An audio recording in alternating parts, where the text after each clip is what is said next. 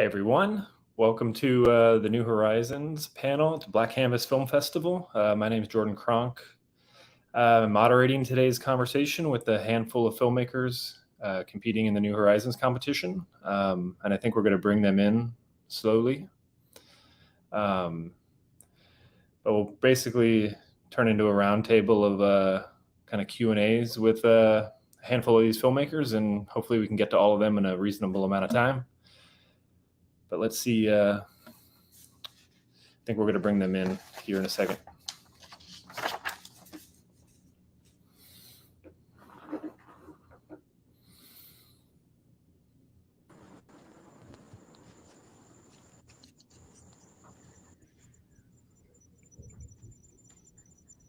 All right.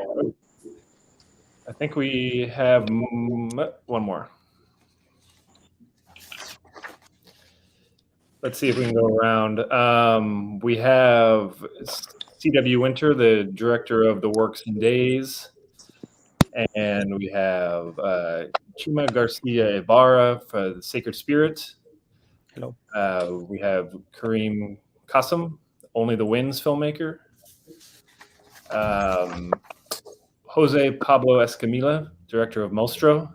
And then also a partner in the Colectivo Comena, I guess, yeah. What was your name? Hola, Diandra Arriaga. I'm a producer. Okay. And we have, who else? We have a new person as well. The top. Can you see us?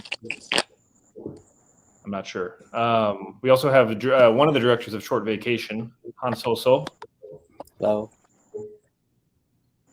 Let's see. Who are we expecting? James Vaughan? Hi. Yeah, James. Okay. Friends and Strangers director. So yes, good to see all you guys. Like I mentioned in the intro, we'll just kind of go around slowly and try to get a couple questions to each of you. Won't be too crazy, but we'll see if we can make it a little smooth. I guess one of the things that stands out with a lot of contemporary films, but I noticed watching a majority of your films is kind of the integration of nonfiction and fictional elements, real people in a lot of cases. Not everyone, but I think we'll start with some of the films that do that more prominently than others. And some that seem like they do and might not. So you guys can correct me in some cases where I might be wrong. But maybe let's start with The Sacred Spirit. Okay. Chema, you're from Spain, and Yes. the film was set in your hometown, correct? Yes. And it deals with kind of a subculture community of conspiracy theorists, ufologists, people who believe in aliens and conspiracy theorists. And then it branches off into some other more provocative directions. But I guess to start with, can you tell us about your hometown? And is this a community that you were familiar with there? Is this a real thing that you came across, or is it a fictional kind of setup? Yeah, I live in a Spanish town called Elche. It's in the Mediterranean coast, and I don't know if it's something Mediterranean because maybe I have seen similar things in Italy or in Greece. It's very present in the reality. Is very present the supernatural. It's like a kind of naturalization of the supernatural. So in all the ways, I mean, in the religion, but also the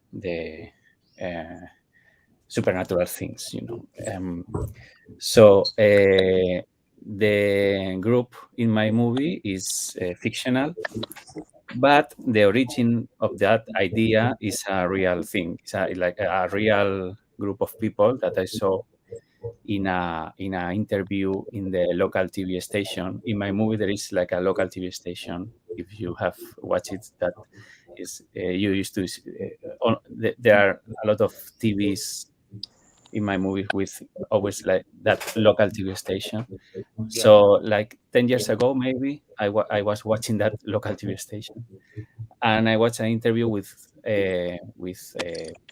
5 or 6 persons who were there in the studios, speaking about that they have made an association to make a research of paranormal activities in my city, and they were totally different. It was like one old lady, one teenager, like totally random people. So I like very much the idea of making a similar group for a fiction film, which 10 years later of watching that, I made this ufologist group in my movie. The performers in the film are real people, though they're not actors, correct? Yes. I never work with professional actors. I like very much the idea of working with people that is non-related to film, even they are not cinephiles. They are like so we made the casting for my movie was like a job offer. I mean, we didn't use the word casting because the word casting is something for actors. So it was like a job offer for working in a restaurant or in a factory or working in a film. So we have a lot of people to go to that job offer, and between all these people, I found the main character and all the actors. They are no non-professional actors in my movie. I like very much that the faces, the kind of speaking, and even I like when they are a little nervous, in the camera, because they are not actors. So they used to be. Sometimes there is some tension in the shooting that I like very much to use. So Sure. my idea is to keep working in this way without professional actors. I like very much this. Right. Maybe we can go to Jose, director of Mostro. You seem to also be working with non-professionals, or at least young people. The film deals with a couple of teenage factory workers who were, I don't know, disenchanted with their life and living in Mexico, and they kind of head off on their off hours to do drugs and just kind of whittle away the time. But I know I saw you mention the movie or described it as a shout of protest. So I'm curious about the kind of real world, I don't know, implications or inspirations, because I know this is not an uncommon feeling amongst young people in Mexico. And then also the political dimension with the kind of factory workers, laborer aspect. So I'm just curious if you can talk about the performers that are in the movie, and then the real elements that you might have worked into it.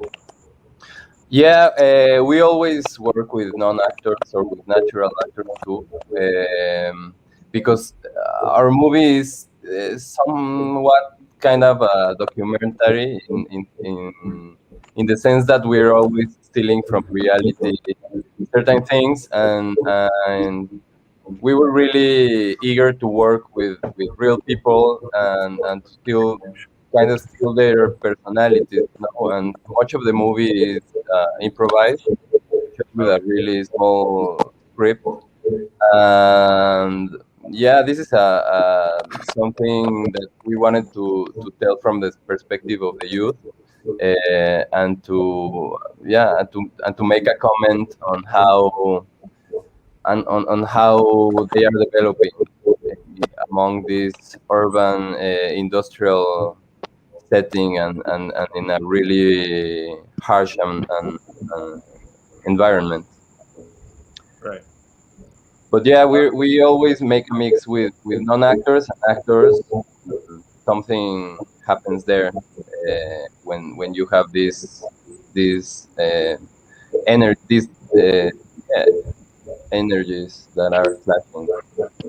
And there's a lot of young people working in factories and these kind of jobs in this region of Mexico. Yeah. We shot in a really big industrial part of Mexico, like the backbone of the industrial power in Mexico. And yeah, like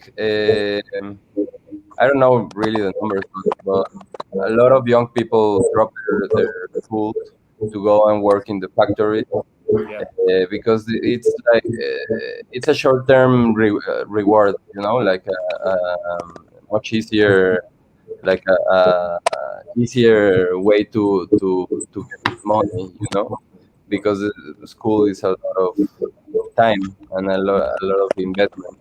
So most of the time, there are a lot of people who decide to go straight to work. Right.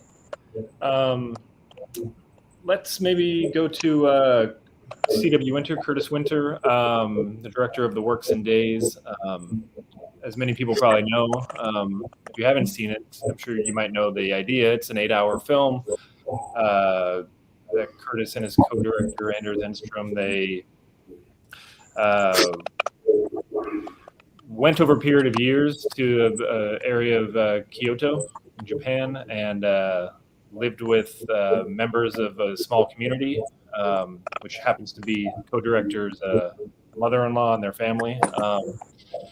But it's interesting that I guess the idea behind the film is it's sort of, I guess, adapted from reality. It's a fiction, but it's based on experiences of a woman and her family, a farmer, and they're kind of, I don't know, recreating or reliving an experience where the husband's passed away, and so it's a very kind of complex integration of past experience and then, you know, present performances. So Curtis, I'm curious if you can maybe talk about getting to know these people in this community, and then how you went about talking to the main character in the film, Teoko, about getting involved and doing, I guess, reliving this tragic or traumatic experience in her life.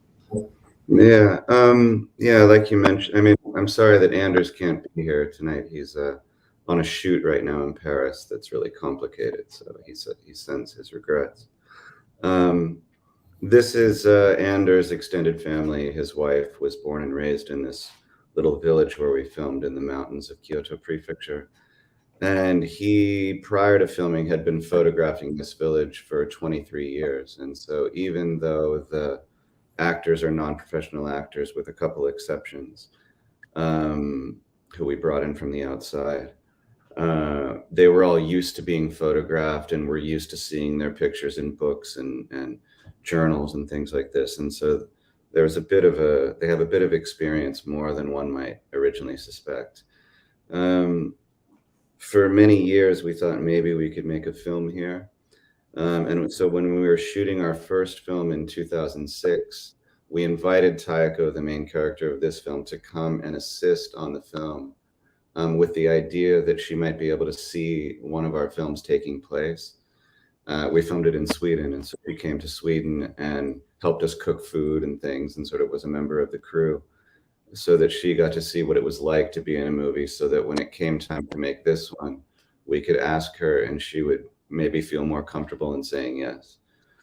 As far as the reenactment, we had thought it was going to be a film about her and her husband, who had been diagnosed with a terminal illness, who was given a prognosis of 18 months to live or so. But he died about 4 days before we started filming. And so suddenly it was a matter of coming up with a whole new story or not a story, but a whole new idea for the film. But that was fine for us, because we're used to not having scripted films and working with contingency and making accidents that would befall other movies and cause catastrophe just a normal part of the production. And so we went there and we filmed his actual funeral, and then we took a few days off because that was a bit stressful to suddenly have to spring into action like that. And during that time, Taeko was at the little shrine that was set up in the house, and speaking to her deceased husband as he was on his journey into the afterlife. And she was speaking to him in this matter-of-fact way, as if he was there in the room. And I was very struck by this kind of there's realism of her faith, that she just factually knew that he was there and he could hear her and he could see her. And it was watching this that I had the idea that this can be the undergirding of the film, that so we proposed to her that we could, yeah, she'd been a bit sad. I'll go back a bit. She had expressed some remorse that in the last year of her marriage with her husband, they had fought for the first time since they were really young, since they first got married. And it really weighed heavily on her that they had been arguing a bit before he died. And so realizing that she felt he could see her and hear her, I presented the idea that we could film a reenactment of their last year together and give her a chance to say some of the things she wished she would have said, and redo some things that she wished she would have done. And she was, she was moved by this proposal. And so we used this as something of a baseline for how we structured the whole movie. Right. Well, there's a lot more we can discuss with your movie, and we will. But let's go to someone else real quick. Maybe to Karim, Kassem, director of Only the Winds.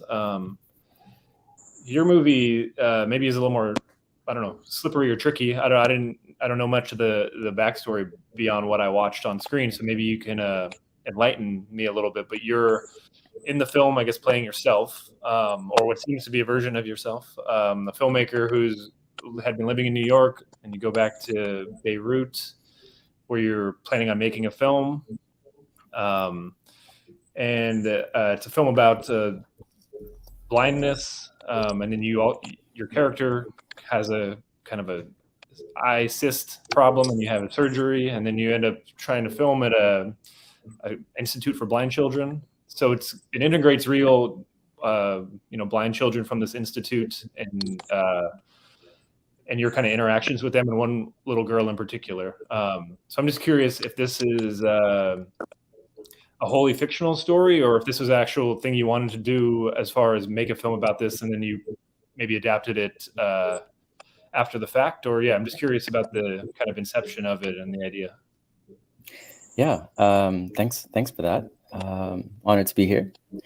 So yeah, I mean, the inception of the idea really emerged about 12 years ago. I have a chronic condition with my eyes. It's called, technical term is blepharitis. It's a constant burning sensation in the eyes, and it sometimes results in styes or cysts that have to be surgically removed. So back in 2011, I was in Egypt, and I was going to act in a TV show, and I had 2 cysts, and one in each eye. And the director was like, "You can't go on screen. We have to surgically remove them, or else we're gonna have to send you back and replace you." Disclaimer: I'm no actor whatsoever. Anyway, so I removed them, and I was basically forced to be blind for 4 days, I believe, and that was kind of a very much an awakening for me. I concluded that I had never seen so much before, which is kind of ironic. So I started meditating ever since, and led me to this idea that had been brewing for so long, led me to Only the Winds. More of a metaphysical quest than anything else. My relationship with going back home, the demise of a country, which is Lebanon, and blindness. So there's an interweaving of curiosity, kind of merging across the plane. So jumping into blindness necessarily it wasn't necessarily a film about blindness. It was about also the metaphysical question behind consciousness, and we've mistaken the appearance for the thing in itself. So when we don't see, it doesn't mean that nothing is there, or so there's just so much experiential range still through perception, even if we cannot see. It's just that we can't conceptualize what a blind person feels, or what it is like to be a blind person. So that kind of question, made me very curious. And then I kind of interweaved my trip to Lebanon, which happened in the past, of course, for research for the film. So I actually decided to make the research for the film the actual film. So it kind of blends a little bit of both worlds, and you end up with a film like Only the Winds, I guess. Well, can you tell us a little bit about working with children at the Institute, what that was like? There are scenes where you're kind of like proposing the film to the people who run the Institute. I'm curious if that's what you went through to actually do it, if you're just like recreating these sort of like what Curtis was talking about. Or yeah, just and then just working in general with blind children, how that worked with you. Yeah, I had a very similar experience to Curtis, actually. It's a little bit of, when you're making these kinds of films, you have to kind of adapt, right? With non-actors, everyone probably knows Bureau was kind of on the go and improvising along the way. As long as you have kind of an end goal, I think that really helps shape that present moment. So yeah, your intuition is correct. Everything is kind of bouncing off of reality, what I've experienced, and kind of interweaving that into the film. But also, when you face difficulty with those ideas, you have to adapt and make something else. So it really was an amalgamation of a bunch of ideas and that were integrated from my experiences. Right. Well, let's the two final films are more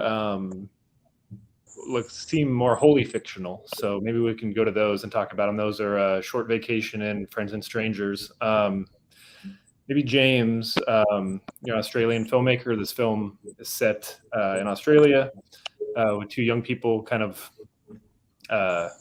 stuck between their different stations in life and are kind of just living out their days. But I'm curious, I know you made a short film in 2013, so there's been quite a gap, it seems, for maybe the development of this film. I'm curious if you can talk about the writing process, because it seems to be, like I said, a wholly fictional film. I'm just curious about the writing process, the inspiration behind the film, and just the development of it, if you can speak to that. I just wanted to check as well, because I'm having some sound issues. I was just wanted to make sure you can hear me clearly before I started. I can hear you at the moment. I'll let you know if it changes. Okay, cool. Yes, the long gap after the short film. I did actually make another film in that time and just never got it to a point that I was happy with. That probably was 2 years, but then after that, it was a long period of writing, but sort of before I really knew what the film was going to be. There was writing sketches, and I think there was an intuition that I wanted to make a film that was made up of parts that had connections to each other, but maybe not neither connected nor disconnected in a way, sort of ambiguous connections to each other that found some coherence through something that wasn't easily maybe put into words. So yeah, it was like kind of coming back to the blindness metaphor, a way of feeling forward rather than knowing that it was going to be a story in these parts. The fiction, the script emerged slowly from characters that kind of just emerged from the process of trying to write things, and the start, middle, and end of the film was changing, through the edit, so that there was never, even though the script had page one and page, at the end, it never felt. It did always feel like jigsaw pieces in a way that could be moved. Right. And the characters that are in, it's two characters, Alice and Ray. Ray's a videographer. These are actors, correct? Just young actors. Can you talk about working with them, or if there's any, real life basis to those at all? But yeah, none of them are based on anyone in particular, but kind of a combination of things. But Fergus Wilson, who plays Ray, he's never acted before. He was a friend of a friend. He was actually there in the casting room, the audition room that we'd booked, and nervously, like 3 weeks out from having committed to the dates of the shoot, we still hadn't found the cast really, and there was kind of reasons for that. But it was kind of panic stations a bit at that time, and he was the friend of a friend I'd actually asked to help shoot the auditions, and he'd been there all day, and hadn't thought once for some reason to see how he'd go. But then at the end of the day, someone didn't show up, and we had time left. It's like, all right, well, do you just want to read? We hadn't seen anyone good, and he was amazing. Like, he was perfect. So I felt like there was a bit of stumbling through the casting process, because there's some actors who, like Emma Diaz, who plays Alice, is a trained actor, and I think she brings a lot of what she learned in that training to the role, and also to the way, to production. She was very helpful to everyone who had less experience around her. But yeah, Fergus and I'd say more than half the cast had never done it before. And then there's other parts that were gambles. They didn't feel quite right, and in the end they weren't right, and they're parts that aren't really in the film, or had a much bigger part than they ended up having in the film. And then other parts that were, again, like punts on people that had never done it, ended up being much bigger because they just nailed it. It was an anxiety-inducing way of working, because scenes that felt important, I suppose, there was a feeling of chaos, like that scenes that were important in the script might just get thrown out because on the day the person really wasn't getting it right. And it put pressure on the edit, I suppose. So the edit was not as long as the writing, but long, I guess, for an edit. Yeah. Well, Hansol, so from Short Vacation, one of the co-directors, I'm curious if you can talk about, I think you're the only film that has, where you're working with another screenwriter, so there's a third party involved, actually. The film deals with 4 young girls who have an assignment from teacher to photograph the end of the world. They're given an old camera, and they head off on a train and go to photograph this kind of phenomenon. So yeah, I'm curious if you can talk about working with the screenwriter. Was this script brought to you and your co-director? Were you guys collaborating on it together? I'm just curious where the initial story and script originated. First of all, I'm not good at English, so my friend Jin will be translate my Korean words. Okay. Sorry. 이 영화는 사실은 그 시나리오를 제가 쓴 게 아니라 어떤 정해진 틀만 있고 대부분은 정해진 대사 없이 즉흥적으로 배우들이 연기를 한 거예요. 그래서 어떤 각본가가 있다기보다는 그 권민표 감독 그리고 그리고 배우들이 같이 각본을 쓴 거라고도 볼 수 있을 것 같습니다. 그래서 그렇게 같이 협업을 했습니다. So let me translate for him. So this film doesn't have any specific scenario. There was no specific structure. So the actors were act improvisational. So I can say there was any specific screenwriter. I would like to say we co-write the scenario with director Kwon Min-pyo, So Hansol, and the other 4 actors. Okay. Do you want to talk a little bit about working with the children, the 4 young girls? Where you found them, how it was working with them? They're all really wonderful. Just curious if that was posed any challenges, or if it was pretty fairly easy to work with them. 이 친구들 같은 경우는 연기 경험이 그렇게 많지 않은 친구들이었기 때문에 오히려 이런 방식으로 연기를 하는 게 더 좀 수월했던 면이 있었던 것 같아요. 그래서 어떤 기존의 연기 방식이 아니라 저희가 원하는 방식대로 이렇게 같이 연습할 수 있는, 그리고 같이 소통할 수 있는 그런 작업이었기 때문에 아마 보신 대로 좀 그런 좋은 연기가 나오지 않았나라고 생각하고 있습니다. So all the actors in the film, they didn't have much experience in acting. So for us, actually, it was more comfortable to work with them. So they didn't act in a regular way, so-called regular way. So they acted as we wanted. So so that's how we communicate with them. And it was a fairly easy process. It was yeah, I'm just curious, like on set working with young people like that, is it as far as lines, you said, I mean, a lot of it was improvised, but as far as like going over the scenarios and things like that, were they pretty receptive to working with lines, or how did the kind of individual scenes come together? 그러니까 전반적인 틀 같은 거는 저희 두 감독이 이제 미리 계획을 세워놓은 대로 이렇게 만들어가는 거였고, 저희가 따로 어떻게 흘러갈 것이다라는 거를 미리 알려준 것이 아니라 매 순간 촬영할 때마다 신순서대로 촬영을 하면서 지금부터는 어떤 상황이 있고 여기서는 어떤 대화를 했으면 좋겠고 라는 식으로 이제 말하면은 배우들이 저희한테 이런 대화를 하겠다 혹은 이런 행동을 하겠다라고 하면은 저희가 이렇게 뭔가 틀을 잡아가는 그런 식으로 작업을 했습니다.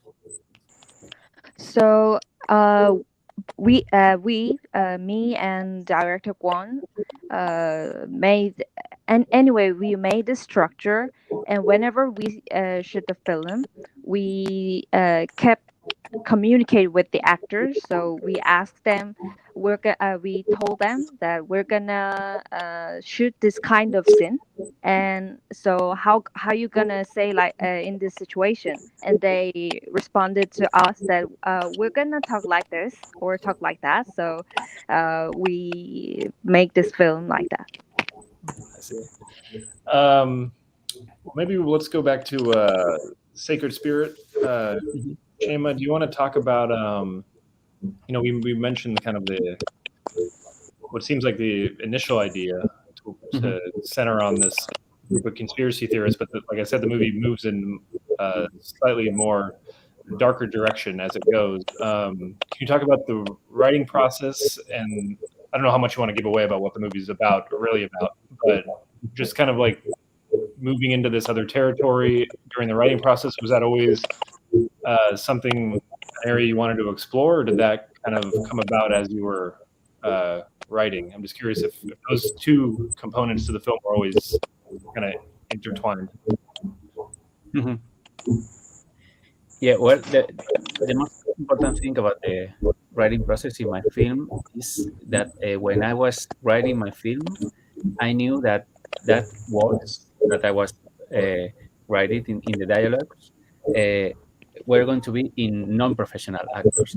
So I was very, I mean, it was a lot of work to make not this film, all my films with trying to avoid a strong, in my films, no one cries, for example. No one is in anger, this kind of things. I try to avoid. I want to make films that I just need to ask to the people to be. I cannot ask a non-professional actor to cry in front of the camera, So that's something that is around me when I'm writing the film, knowing that. So it's a very long process because of that. Because sometimes I need to make strange things. So I like very much this no man's land of not knowing if you have to laugh or not. What is this? Is this a comedy? Is this a drama? This not a film without genre. I don't know the pronunciation of the film. A film without, una película sin género. A film without a genre. It's not a comedy. It's not a drama. It's nothing. Genre. Yeah. So working in this no man's land between genres and not knowing if you have to laugh or not, is my favorite sensation as a viewer, as a spectator, and I don't feel that sensation that I like very much of not knowing what I am supposed to do watching a film. So that's what I mean. My purpose in writing that film was was making you working in that no man's land between genres. Yeah, Sure. Sorry for my No, it's good. sorry for my pronunciation of that word. No. Yeah, no, it does work. I mean, you work between genres the whole time because it kind of starts as this one, or you think it's one thing, and it's kind of like quirky and strange, and then it moves into something that you think you might know what's happening, and then once it's kind of more revealed, it becomes more unsettling as it goes along, which is very interesting. But maybe Curtis, to go back to the works and days, I don't know. For the people who've seen the movie, there's multiple elements going on, but one of the big components of the film is the sound and the music, which or the kind of a sound mix that you worked on that uses field recordings and other pre-recorded or pre-existing kind of experimental music. Can you talk about crafting kind of the mix and what we're hearing? Because for people who haven't seen it, there's large portions of the film between the parts and the intermissions where it kind of segues back into just pure sound with black screen for like upwards of 10 minutes at times. So I'm just curious, can you talk about crafting the sound and what you were going for as far as immersing the audience in this environment? Sure. I mean, there's a bunch of ways to talk about that, but I'll maybe pick a couple. But I mean, the first one is the inspiration of Morgan Fisher, who his film Picture and Sound Rushes, where he talks about the 4 states of a film, which is picture with sound, picture with no sound, sound with no picture, and the null set. And these are the 4 states of a movie, and so go get to work. You know, it's like this film school in 11 minutes that he does, and we really like that movie. And so when we decided to do just black screens, I think there are about a half an hour of black screens in the movie with just sound.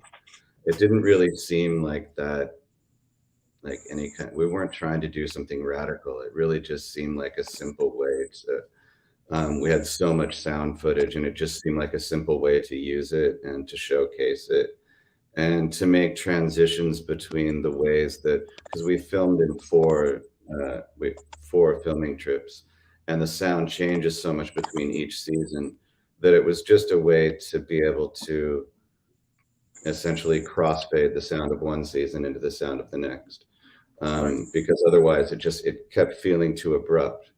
The change was too extreme, and so that's one part of it.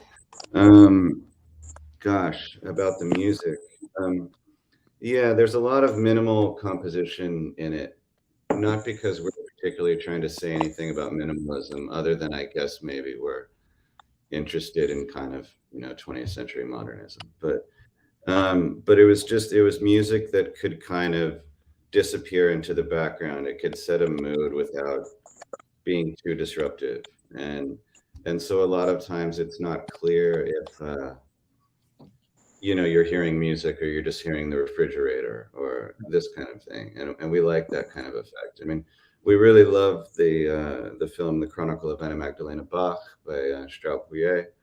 That was, I think, really shocking at the time, because you know, there was this idea that often music is used in the film as a band-aid, or, you know, to cover up a scene that isn't working, or you know, do some of the legwork that hasn't been done.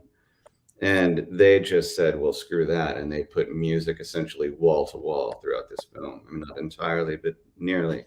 And we really love that gesture, and so we thought about using music. It seemed interesting enough to make some kind of companion piece to that kind of gesture, and have a film that's full of music, but that you barely hear.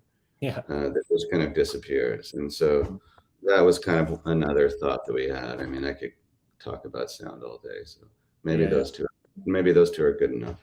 Well, maybe a pretty basic question here, but like, at what point in the process did you know you were making an 8-hour movie? Was this always like conceptualized as that, or did it evolve when you're kind of make it into a work day in itself, sort of? Yeah, no, I mean, we knew we were going to make a film that was longer than average, but like we really didn't have any idea if it could have been 4 hours and it could have been 13 hours. It was just a matter of, like, you know, using our best judgment to figure out what the footage could yield. but also seeing other films that we realized had to be divided over multiple days, and really not liking that, because we wanted it to be something contiguous, a single experience that you go through. Yeah. Sometimes I mention, mushrooms or something like that. It's a little bit, makes me a bit uncomfortable to say that, but it's something, it's like a thing that you go through. And I wanted it to be not so long that you couldn't have that.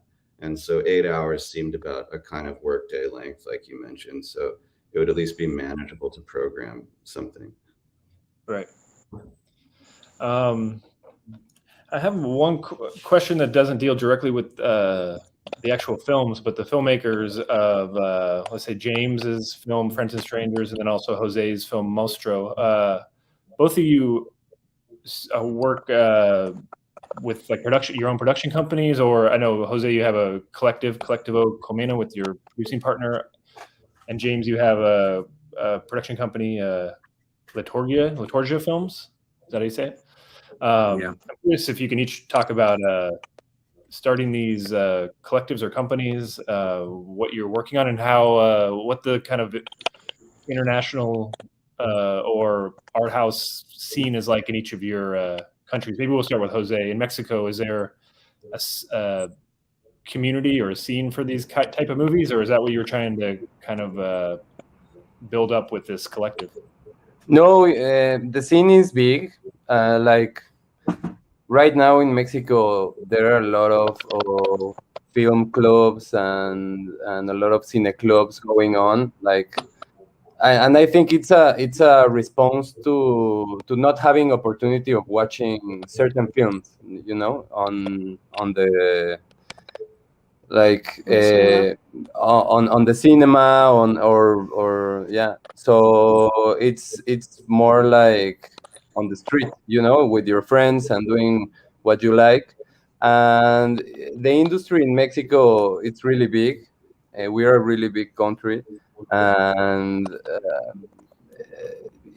state funding and everything, it's really small for every filmmaker in Mexico.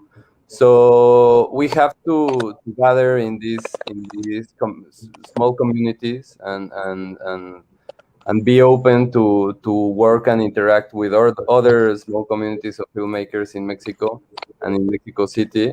And yeah, in order to make a film like ours, you have to be really solidario, with a lot of solidarity, and a lot of love for what you love, regardless of the money, regardless of everything else.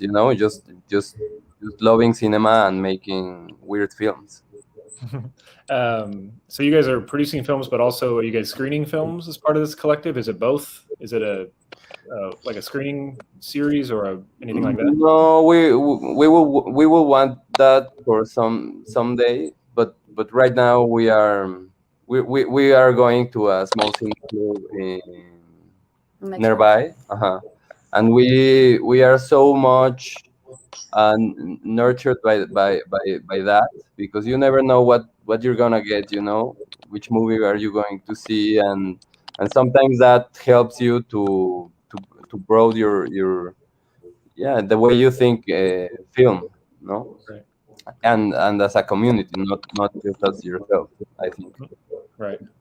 And James, for your company, I know you also, in addition to that, you worked with the Museum of Contemporary Art in Australia to start a film program there.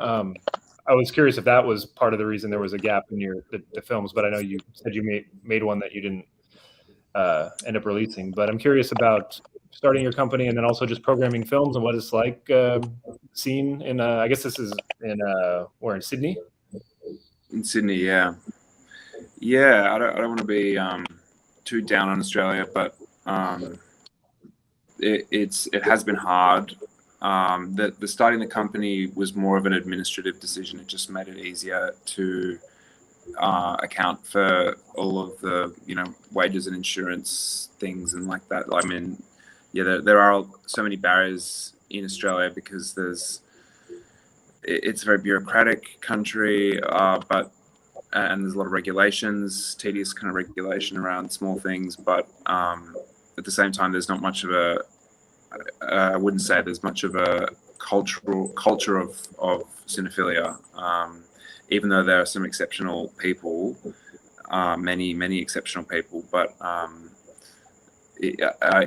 wouldn't say that there's a culture and a culture of solidarity beyond just individuals and social networks. And maybe that's all film cultures ever are, is social networks, but it does feel quite thin in Australia at times. And yeah, that job at the Museum of Contemporary Art, that was kind of an inspiration on the writing process as well. But I was just working on the floor there, really, and it was a proposal because they had a cinema in the museum there. There's never been much of an interest in, I mean, it's an interesting history that the establishment of that building, because George Miller, the famous Australian Hollywood director who did Babe and Mad Max and everything, he was involved in an attempt with a few other high-profile people to get where the Museum of Contemporary Art currently is, to have that as a sort of moving image museum. This is before the Australian Cinema Moving Image appeared in Melbourne, and that fell over because art people kind of were like, well, why are we building a museum for film? Film's not contemporary art. Contemporary art needs its museum, and film can go off somewhere else. And so film's never been treated that well, the Museum of Contemporary Art in Sydney. And this was an attempt to bring in, I guess, a film program that regarded film as an art form. But it was so hard to get any enthusiasm from the institution, and that there weren't really any supporters there at a level that could see it go longer than 9 months or something. But it was amazing fun, and grateful in many ways that they did take the punt just on that. But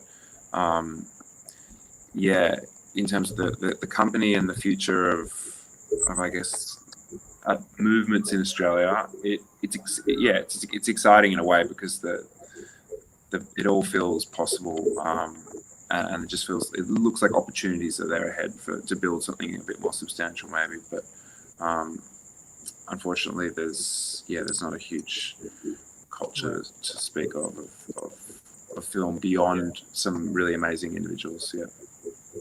Yeah, it's interesting. I've mentioned this on a couple other panels, but I've seen a number of good independent Australian films in the last year or two. I'm curious, I don't know if your film is screened in Australia at all, but is there an audience for the kind of films you're making, or this kind of, I don't know, younger generation of Australian filmmakers? Yeah, well, different all over the country, but it's a good question. Melbourne Film Festival, which Friends of Strangers was playing at, was cancelled. And Sydney Film Festival, as the program's just been announced, and the film's playing in that. And I know my friends and my mum's friends and childhood friends, and it'll probably sell out, I guess, but I don't know if that's an indication of how much of an audience truly there is beyond people that have a connection to the film, because the film did take so much volunteer labor, and goodwill from so many people. There's so many people who were involved in one way or another. The festivals are coming up, and I don't know how. Obviously, it'd be amazing to sell out and have people come and see it, but in terms of the commercial distribution side of things, that's just don't know yet. I'm very keen to find out if there's an audience, because it will definitely help fund the next one, and not through self-funding, which this one was done, but maybe to get interest, to wave the audience numbers to the people. It's just all a very conservative system in Australia, the way funding is doled out. Sure. Let's see. Maybe Karim, director of Only the Winds, we can maybe talk a little bit more about your film. I don't know if you can talk about, this is your first feature, correct? I don't know if you want to talk a little bit about some of the inspirations behind it, because when I was watching it, there's not a ton of movies made about with young people in this kind of situations or things like that. So I was watching it, and it brought to mind Curious Dami, who of course worked with many kids over the years, and then the film shifts at the end into this extended driving sequence, which really brought him to mind. So I don't know if you can talk about I don't know if coming to cinema, and then also the kind of movies you want to make. Are these this kind of, I don't know, art cinema lane? Is that something you're just always been interested in, or how did the style and kind of sensibility of the film take shape?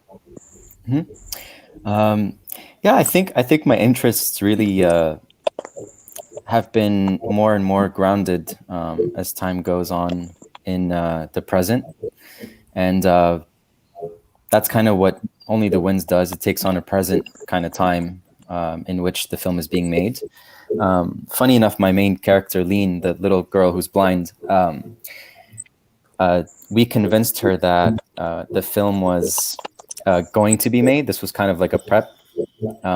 So she had no idea that we were actually making the film. Oh, wow. So she was kind of just being playful and not too worried about, the now. So yeah, I don't really know. I mean, for me, again, coming back to the present, I don't know what kind of films I will be making. I think the ones that I will be making will be directly influenced by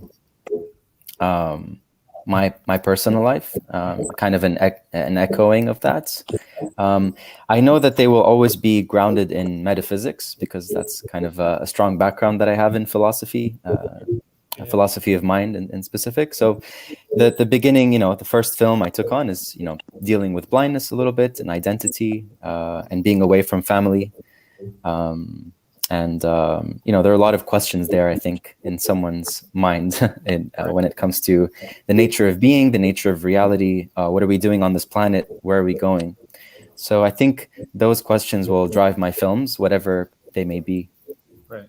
And you're living in New York, right? And you've been there for a little bit, but are you interested in continuing to make films about Lebanon or the culture, or, your heritage at all? Or are you looking to make movies in America and about America, I guess? I don't think I've lived here long enough to start making films here as authentically as I make them in Lebanon. I've been in New York for 9 years, I believe, coming on 9. I just finished my second feature film. It's world premiering in November at ITFA. I'm not supposed to say that, but this is a private room. So, so yeah, my third film is kind of the closing of the Ouroboros, if you want to say, meaning the snake eating its own tail, sort of causally closing the gap that we have in philosophy. It's called an explanatory gap. So yeah, it will be the closing of a trilogy made in Lebanon, also dealing with the nature of being. And my second film deals with the explosion aftermath that happened on August 4th, which I survived, just barely. So yeah, it's just whatever I face, I have to kind of, and there's really no support for this kind of cinema just yet in Lebanon. No one's really making these kinds of films at all. The ones that are kind of appearing out of Lebanon are a bit more commercialized, supported by some smaller, institutes. And I've just kind of self-funded my own films, just like others have here. Right. So yeah, I've kind of lost track of what I was saying, but well, I hope I answered the question. No, you did, yeah. That's kind of interesting, though. Can you talk about, is it difficult to make films of this nature in Lebanon? Is there any kind of restrictions on what you're doing? Is it content looked at all or overseen at all? Yeah, interesting enough. Very good question at this time too, because Lebanon has been shifting more and more towards more censorship and authoritarianism. Yeah. And we made the film Only the Winds right before the Lebanese revolution started, and we kind of made it while it was happening. So the revolution kind of became like a base layer for the whole film. Not about the revolution, but then, the explosion happened and now the country's in shambles. I can't even go home. I'm stuck in the US maybe for a year. Wow. So I don't even know if I can go make my third film in the winter, which was planned. So I think it's difficult. I won't just center this on Lebanon. I think it's increasingly difficult to make a film there, but I think it's difficult to make films anywhere. And I applaud all filmmakers that are able to achieve an export at the end. So applause to everybody and support to everyone. I think it's just an outstanding achievement regardless, whoever can make a film, period, anywhere. And I think it is possible wherever you are. Right. To go back to Short Vacation, Hansol, so you are, like we said, had a co-director, and we'll ask Curtis this question too. The two filmmakers who have directing partners. Can you talk about working with your co-director, what the division of duties was like? Was there certain things that you were focused on, and your co-director, was he focused on something else? I'm just curious about that dynamic, how that played out, and yeah, if you can speak to that at all. 처음에 저희가 그 공동 연출을 하기로 했을 때 한 가지 세우 원칙 중에 하나가 이제 분업을 하지 말고 모든 결정을 그 이제 완전 합의를 통해서 하는 식으로 얘기를 했었어요. 이게 비효율적이긴 하지만 이런 충돌이 있었을 때 더 큰 좀 어떤 결과가 도출되지 않을까라는 생각을 했어서 모든 결정을 나누지 않고 이제 합의를 해서 하는 방식으로 해서 따로 분업 없이 따로 어딘가에 집중하는 거 없이 네, 둘 다 같이 모든 것을 진행했었습니다. So at the first place, we decided not to devise any parts of directing, and just decide to communicate and decide everything together, even though it is inefficient in some way. Right. But as far as like, I guess, so you just left it completely kind of like a democratic approach, I guess. You each worked on specific things. There was no. Yeah, I'm just curious. Even in like the conceptualization process, did you guys start as making the film together from the very beginning? Was it one of you guys? I'm just curious if there was any kind of. 처음에 제가 스크립트를 쓰고, 그리고 이제 제가 이 내용이 아무래도 10대 소녀에 대한 이야기인데 저는 30대 남성이었기 때문에 이것을 혼자서 뭔가 만들어낸다는 것이 쉽지 않은 일이라고 생각했어요. 그래서 권민표 감독한테 제가 제안을 했고, 그리고 그 친구가 오면서 이제 조금 더 이야기를 도전적으로 만들기 위해서 이 배우들한테 모든 그 대사를 맡기는 방식을 선택하게 된 것입니다. So at the first, I wrote the script actually, but the story is about the girls in their teenage, and I'm a male in my 30s, so it was a little bit hard to do it all by myself. So I asked director Min-pyo to join me, and it makes our story much more.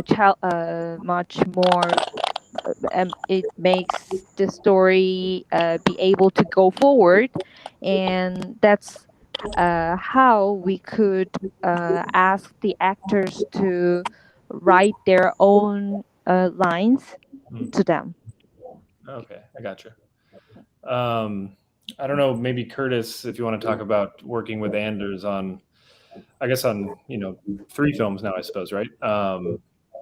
Can you, I mean, this is dealing with his family, but you've known Taiko for a while. Obviously, you mentioned working with her on your last film a little bit. But I don't know if there's any, when you're shooting, if there's any differentiation between you guys as far as working with the actors, since he's related to them. I know you're obviously both speaking in the film a bit, you're integrated into the community. So I'm just curious what that dynamic's like, if it's all been evaporated at this point, or if it's still kind of certain things for certain people.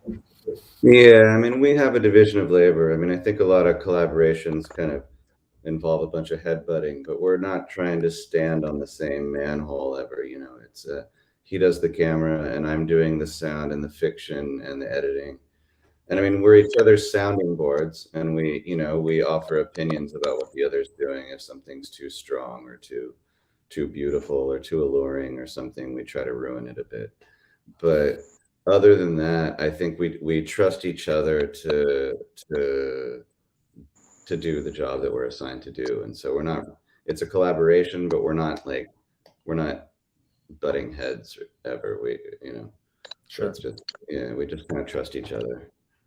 Well, I have specific, I guess, editing questions for a few of you. We could, since we're already talking to you, Curtis, can you talk about the edit, which is obviously an important aspect of this film so long, but also it actually is not.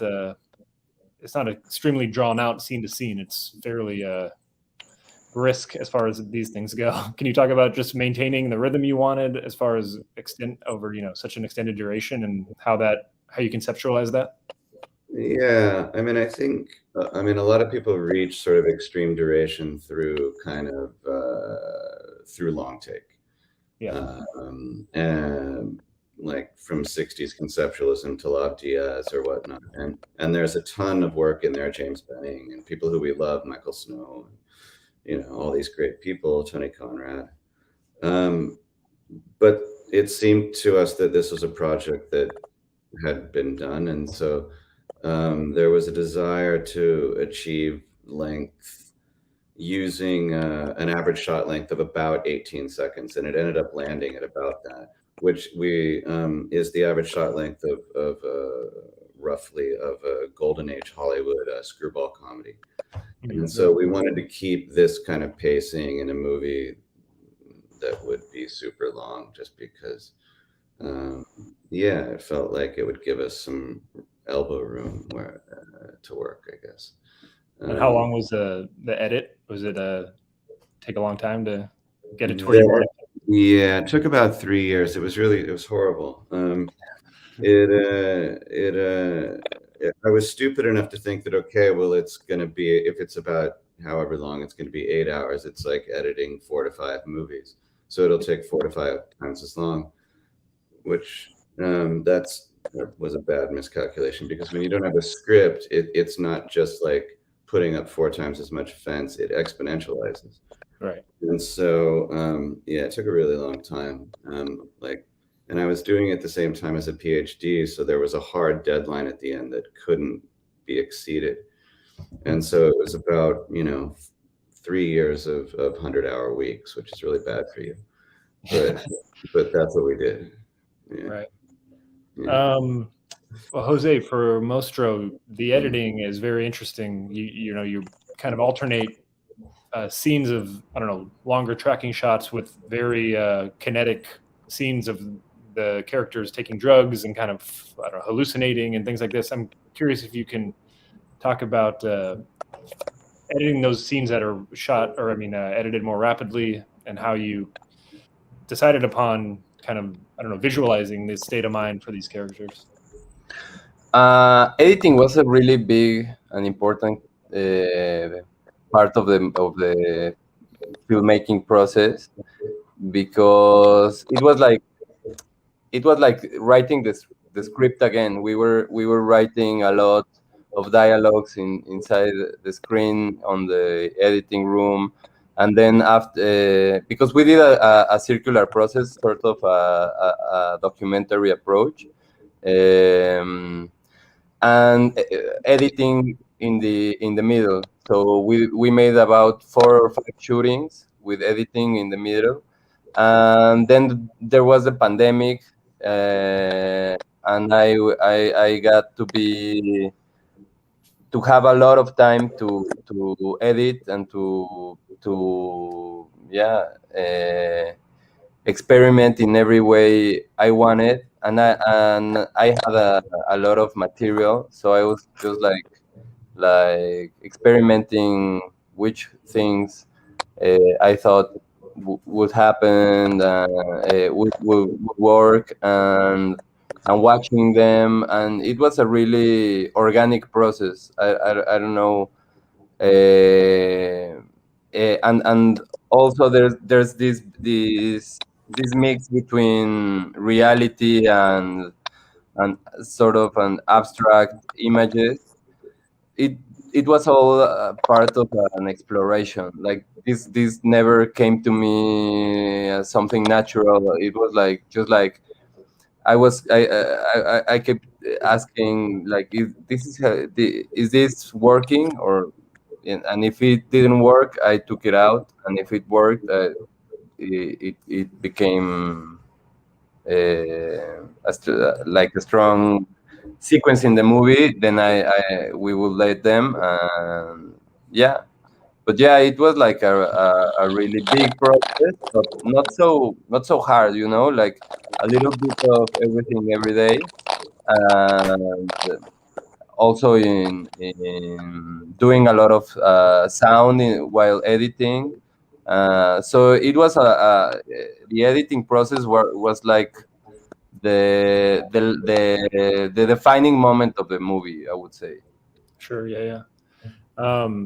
And James, for Friends and Strangers, the film kind of culminates in this wonderful kind of extended comedic scene where the editing changes a little bit and the pace becomes more rapid and the dialogue becomes quicker and things like that. Can you talk about oh, did we lose him though? We might have. We'll come back to that if he pops back up. But let's go to Sacred Spirits. Do we have? Okay, we lost both of them. No, I'm here. Oh no, you're here. Sorry, Chema. Sorry. Let's talk about I don't know, the sci-fi aspects of your film. I haven't seen your shorts, but looking at them, they also seem to have a sci-fi element to a lot of them. Can you talk about sci-fi as an inspiration for you? And Yes. yeah, just I'm curious where that interest comes from and how you apply it to your filmmaking. Mm-hmm. Yeah, I like very much the idea of making a science fiction film without science fiction elements. Yeah. You know, or something like putting science fiction ideas in the domestic world. No, it's a kind of domestic science fiction. So I have like an idea that I like very much. Is like if you go to your grandmother's house and you see a photography album, you know, Yeah. and you choose one random photo of that album from your grandmother, and you imagine that image as a frame of a science fiction film. So probably that photography is something in with children or in a restaurant, probably totally domestic image.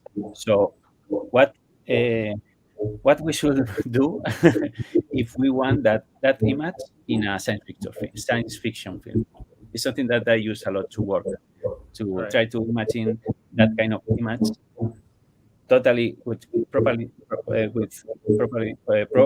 is the opposite of science fiction image in a science fiction film. No? So Yeah. I use that as the science fiction is mystery, is poetry, is not understanding totally what is happening. It's a kind of atmosphere, and I like to use that in my films, in my city, in a normal neighborhood with normal people. You know, that combination for me is very beautiful and very mysterious and poetic. Yeah, and this contrast between kind of like these sci-fi elements and the look and the texture of the film that's shot on 16 millimeter, I find very kind of I don't know, stimulating. I don't know if do you normally shoot on 16, and is this I'm just curious about the look. When I can pay it, Yeah, I shoot in 16 millimeters. Yes, I like very much the light, the shadows, the colors, and the mystery. It's a kind of mystery in the image, you know. Yeah. When you shoot in 16 millimeters, and I love that moment. Could be days between the shooting and when you see the material. Maybe there are 4 days of waiting that I love. Right. That 4 days of waiting, sending the material to the laboratory and waiting for the images is my favorite moment. that days when you are just thinking in the material. I love that. Right. And Hansol, for Short Vacation, I don't know if you have a interest in like an analog technology, but the girls are sent out with kind of an old style analog camera to shoot the end of the world. I don't know if you can talk about that aspect of the film at all, the idea behind having them shoot with this older style camera. Yeah, because I know, and the film itself is shot digitally. I'm just curious about that aspect of keeping that part of it analog. 저는 이제 90년대에 태어나서 제가 태어났을 때는 아날로그랑 디지털의 어떤 사이에 있는 어떤 세대였는데 이 친구들은 2006년에 태어난 친구들이기 때문에 태어났을 때부터 대부분의 기기들이 디지털인 세대였어요. 그래서 이런 친구들한테 아날로그라는 것을 주었을 때 어떤 반응이 일어나는지가 가장 궁금했었고, 그렇게 해서 저희가 이제 아날로그 필름을 주게 되었습니다. So I was born in 1919, so I was in between analog and digital. But these actors were born in 2006, so most of the techniques they were encounter were most of the technique were digital. So I was curious how they react when we give them the analog camera. So that's why I gave them the analog camera instead of digital. Right. And I guess we're not going to get James back, so we'll let that one go. But Curtis, can you talk about the various you did multiple formats, correct, for your film?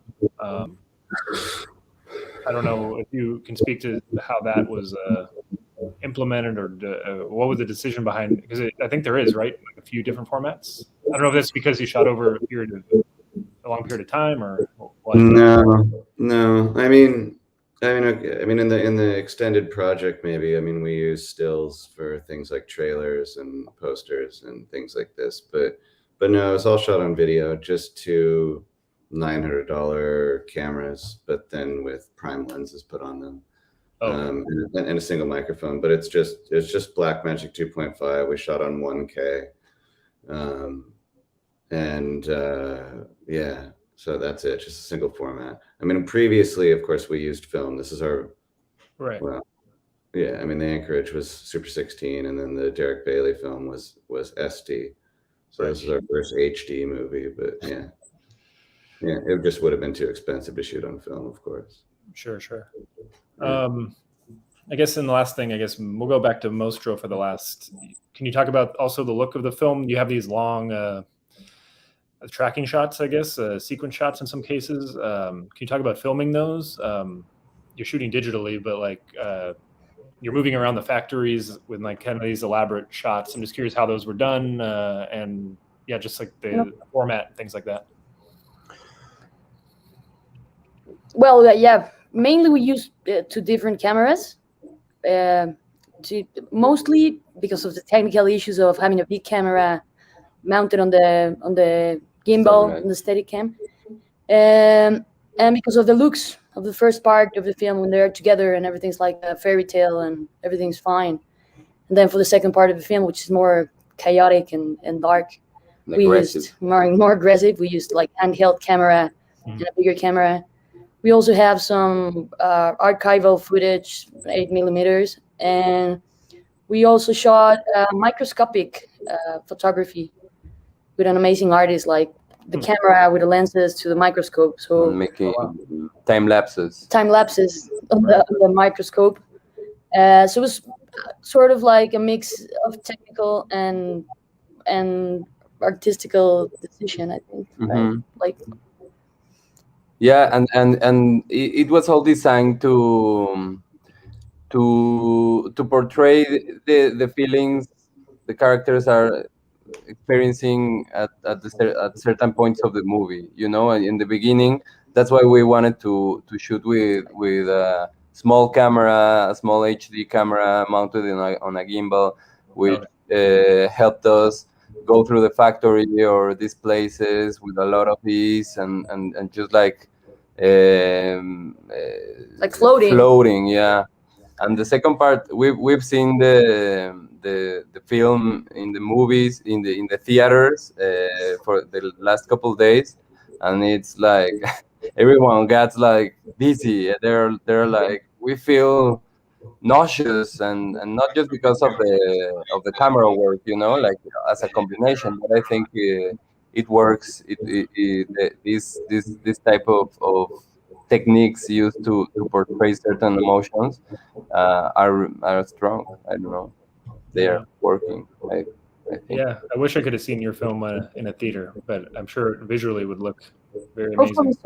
Hopefully soon. It's a whole experience. It's a whole experience. Well, I heard everyone. the sound of Mostro is amazing. I like very much. Gracias, the sound. Chema. We're big fans fan. of Chema's work. Yeah. We got to see Espiritu Sagrado at Locarno, which was our personal favorite. Yeah, one of the best at Locarno for sure. Yeah, I encourage everyone tuning in to, if you're at Black Canvas, to see these movies if you can. All of them are big screen experiences. And if you can't, hopefully you can catch them online down the line. But yeah, I want to thank you all for being with us. I know it took a while. We have to get to everyone. Thanks to also James, who we lost, but a wonderful film, Friends and Strangers, everyone should make time for. But yeah, thank you guys, and thank you to Black Canvas for having me back. Yeah, and I hope you guys do well with your films on the journey along the festival circuit. So hopefully we'll all catch up soon. Thank you for Thank having you. us. Yeah, no Thank problem. you. Take Thank care, you. guys. Nice to meet you guys. Take care. Nice to meet you all. Ciao. Bye.